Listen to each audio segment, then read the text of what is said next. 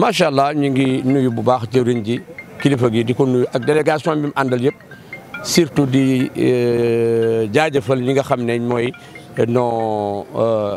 gouvernement bi nga fi xam ne moo fi nekk surtout le préfet ainsi de suite ci kaw ba ci suuf la à partir du gouverneur ba ci suuf di remercier aussi la gendarmerie parce que sonn nañ trop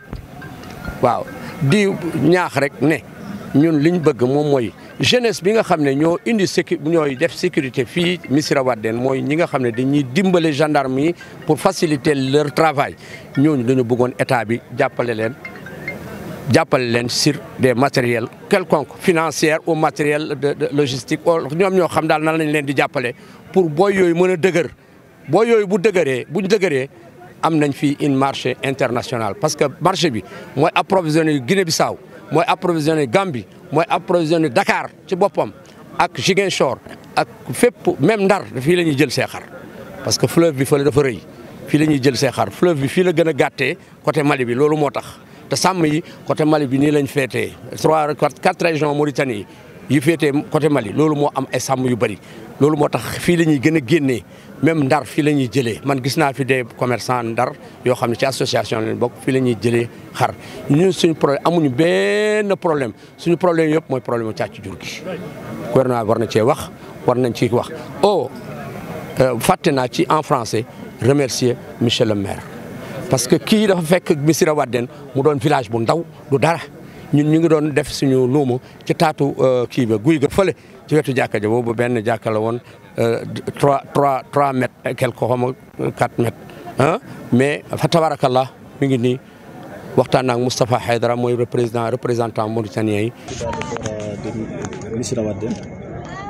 maa ngi leen di nuyu leen sant de wax ne monsieur le ministre bisimilah fii ci dalal bu foora bu Missirah Wadène ñu ngi leen di gërëm di leen sant macha allah gis ngeen li ngeen fi fekk yaakaar naa liñ fi wax rek loolu rek la ñuy waxaat maanaa jur gi gis ngeen ni mu yem at bu ne daa yokku te wax dëgg yàlla yokkute bi dafa xam fu mu lalu parce que jàppandi liggéey bi moo ko def man tey Missirah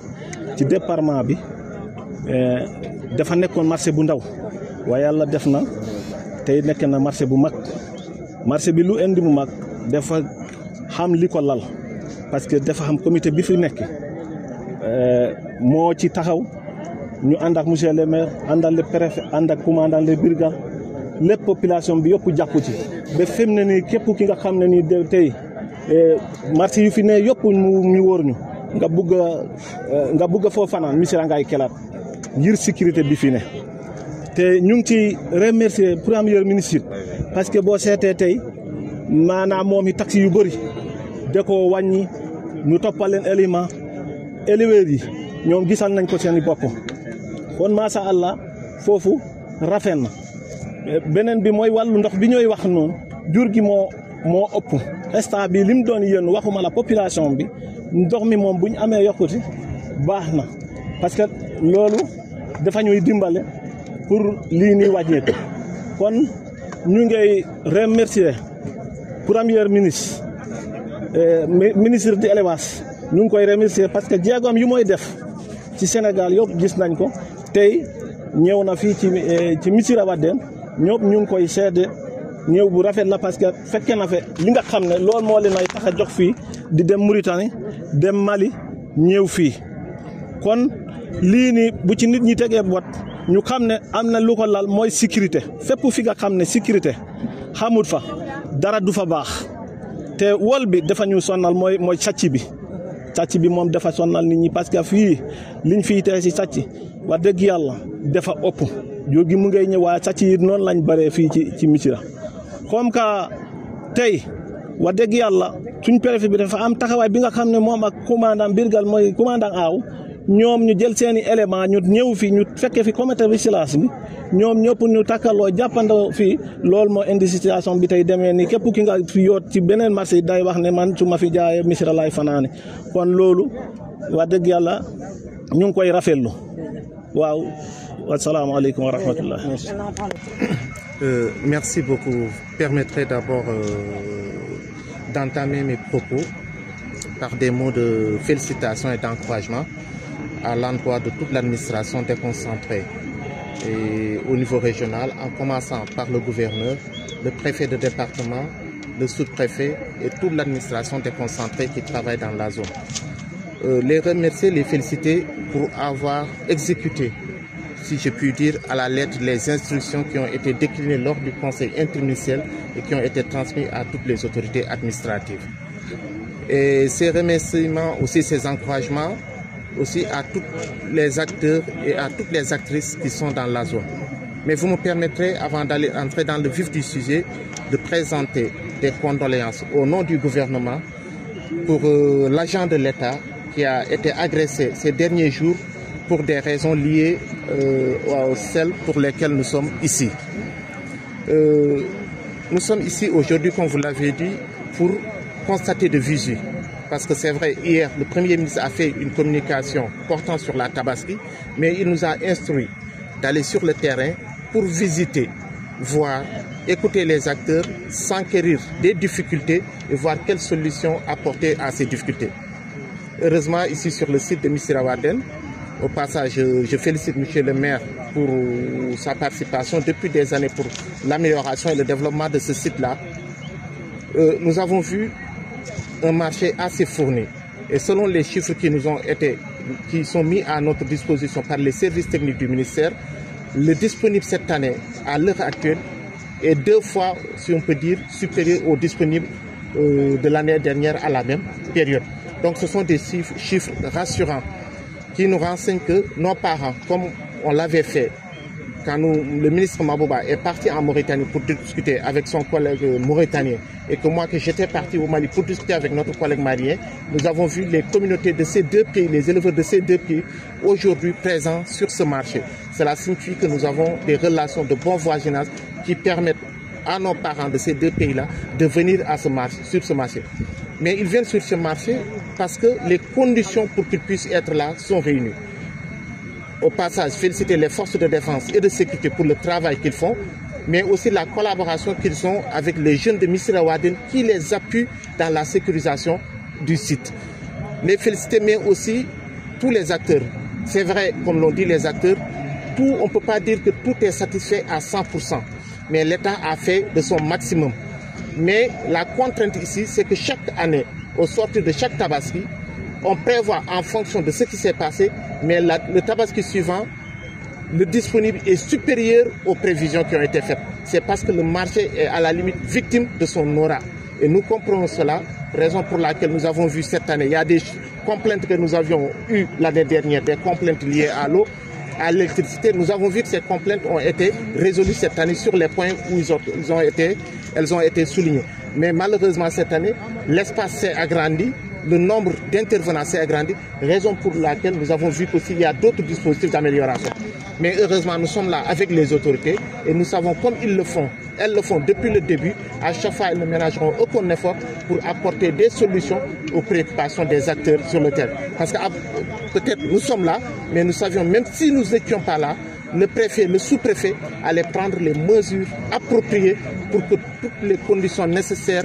et qu'il faut pour que les éleveurs puissent rester dans le marché dans les meilleures conditions, ils allaient les prendre. Mais nous sommes là pour être à leur côté et marquer notre disponibilité aussi à les accompagner dans ces missions que l'État leur a confiées. Je pense que pour cette année, nous avons envoyé à la communauté des éleveurs en appui d'aliments de bétail 90 tonnes. Et ces aliments de bétail, il est important de se souligner aussi, sont mis à disposition des éleveurs pour faciliter, pour diminuer leurs charges. Et nous espérons que quand l'État fait des efforts pareils, qu'eux aussi, ils vont faire des efforts pour répercuter ça sur le prix de commercialisation. Et heureusement, en discutant avec les acteurs, nous avons vu que les prix varient, mais nous pouvons rassurer tout le monde que ce que nous avons vu le marché, toutes les bourses peuvent avoir accès à un bétail. Celui qui veut un mouton de 1 million ou plus, il pourra en trouver ici. Mais celui qui veut un mouton aussi d'environ de 100 000 francs, il pourrait en trouver ici. C'est donc dire que toutes les bourses sont servies. Cela dépend des vouloirs de chacun. Et le plus important pour nous était que le marché soit correctement approvisionné pour que chacun, selon ses capacités financières, puisse trouver mouton à sa taille. waaw da nga may rek balaa may tàmbali samay kàddu ma jaajëfal féliciter ak encourager autorité région yi tàmbale ko ci gouverneur jaarale ko ci préfet sous-préfet waaye tamit service déconcentré yi ñuy liggéey nag yëpp nga xam ne sax si ñun lañ njaboote mooy ñu fi nekkal ministère de l'agriculture, la souveraineté alimentaire et de l'élevage di leen féliciter di leen encourager ndaxte gis nañ ne comme ni nga ko waxee démb premier ministre wax na ci conseil des ministres waaye bu ñu ci waxee conseil des ministres yemu ci daf ñu soññ nañu nañu dem teew ci nit ñi xool ndax lu mbir mi nu mu mel dëggantaan ngir buñ fi gisee li nga xam ne war nañ ko jubbanti ñu mun koo jubbanti waaye sant yàlla buñ fi ñëwee luñ fi gis dal na suñu xel ci fànn yu bëri ndaxte buñ fi ñëwee daaw am na yoo xam ne ñu ko waxoon nga xam ne am na ay jéego ñu fi defoon daaw mooy ci wàllu sécurité bi mooy ci wàllu ndox mi mooy ci wàllu courant bi am ay jafe-jafe yu ñu waxoon ren nag bu ñu ñëwee gis nañ jafe-jafe yooyu saafara nañ ko waaye tamit dafa fekk ne nag ñuy saafara jafe-jafe yi saa su ne nit ñi dafa mel ne ñëpp dañuy daw wut si Missirah Wadène bu ñu wut see Missirah Wadène nag loolu dafa fekk ne acteurs yu fi nekk ànd ceeg maire bi ñu koy liggéey moo tax ñëpp bëgg a ñëw fii comme que ñëpp fii bëgg a ñëw nag saa su ne nag marché bi day gën a yaatu bu yaatoo nag soxla yi day gën a yokk moo tax nag am na yeneen yu ñu fi gis waaye yu ñu fi gis tamit am nañu yaakaar ne am nañ yàqin ne du mën a yaakaar sax waaye am nañ yàqin ne comme que préfet mu ngi fi dégg na ko sous-préfet dégg na ko comme niñ ci daan taxaw niñ ciy taxawee sax bés bu ne dégg nañ jafe-jafe ñoom dinañ ci taxaw ñu nit dinañ taxaw seen wet ngir jafe-jafe yi ñu fi yëpp gis yëpp ñu saafara ko nga mayaale ma tamit am na ci jafe-jafe yi ñu fi wax mooy dem jëm ci càccum jur gi nag muy jafe-jafe ci laay profité sax jaale ci turu gouvernement Sénégal agent bi nga xam ne yàlla def na ci moom lu ko dal ko ndax lu jëm ci càccum jur mu ko waral ci information yi ñuy am dañ ko ciy jaale dinaan nag ci loolu tamit dañ ciy remercier les forces de défense et de sécurité à travers la gendarmerie ñuy def liggéey bu am solo lëkkaloo ceeg nag ndaw Missirah Wadène yi nga xam dañoo teg dispositif boo xam ne ndaw yi duñu arrêté waaye dañuy yombalal liggéey bi gendarmerie bi ngir képp ku war a def naka sudul noonu ñu mun ko wax gendarmerie ba gendarmerie bi taxaw ci taxawaay bi nga war a taxaw ngir sàcc bi wàññeeku loolu mooy liggéey ndaw yi bi ñuy def ci lool te loolu buñ koy def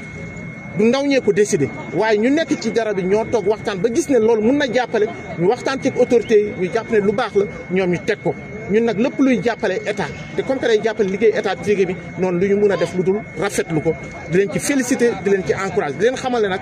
ñoom ndaw yi marché bi seen marché la ndaxte ku wax marché bi kenn du ne marché Tamba kenn du ne marché Fatick kenn du ne marché Dakar marché Missirah Wadène la ñuy wax kon ndaw Missirah Wadène ñoo njëkk a am intérêt pour marché bi mun a mel nu mu mel ndaxte bu amee ay retombées Missirah Wadène moo ko njëkk a yëg balaa keneen di ko yëg leneen lu ci ëpp solo nag tamit gis nañ ne marché bi macha allah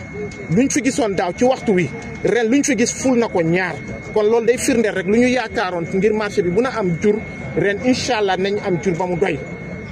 dinañ am jur te gis nañ tamit si njëg ñi képp ku fi ñëw njëg loo mënta yor sa poche mun nga fi fekk jur bu méngoog li nga yor sa poche ku bëgg lu jar 1 million mun nga ko fekk waaye ku bëgg tamit lu jar ñaar fukki junni wala lu ko yee sax mun nga ko fekk kon ça signifie que rek le marché est bien approvisionné et puis loolu moo tax tamit sax même lu ñu doon def daaw mooy jàppale ñi fiy jaay ci aliment de bétail def nañ ko indi nañ fii ci marché bi lu tolloog juróom-ñeenti fukki tonnes aliment de bétail loolu nag dañ koy def ngir jàppale ñu fi nekk ngir wàññi charge yu tegu seen kaw ngir ñoom it ñu mun a xool nu ñuy gën a oyofale njëg yi ba képp ku fi ñëw rek mun a am xar loolu daal laa fi gis di leen jaar jëfal ñoom ñëpp di leen féliciter